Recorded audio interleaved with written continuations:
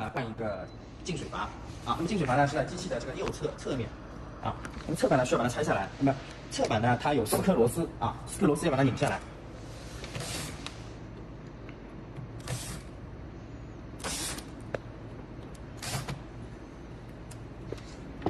啊，侧板怎么拆呢？啊，首先往外拉一下啊，再往下那么一抽啊就好了。那么这个呢，就是咱们机器的进水阀。那么进水阀的固定螺丝呢，在机器的这个背面。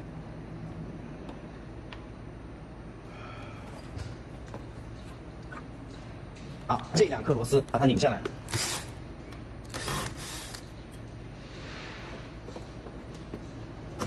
好，拧下来以后呢，这个进水阀呢就可以取出来了。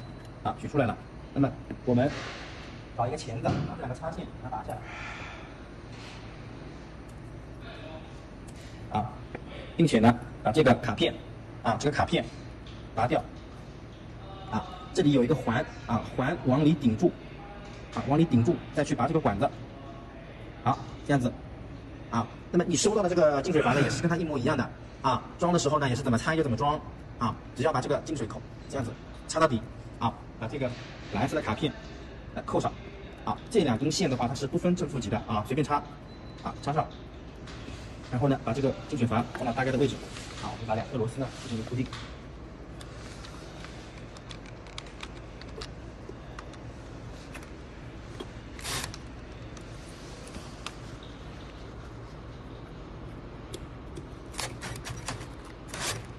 好，进水阀固定好以后呢，我们把这个侧板啊安装回去，啊，这边的线束呢稍微整理一下，啊。啊，那么装的时候呢，首先啊，这个侧面往上，先往上推上去，啊，推到最上面，啊，然后往下按，啊，往下按。那么按的同时呢，机器呢要稍微的用点力往上抬一点，啊，它才能够扣得进去。啊，最后我们把这4个螺丝呢给它拧回去。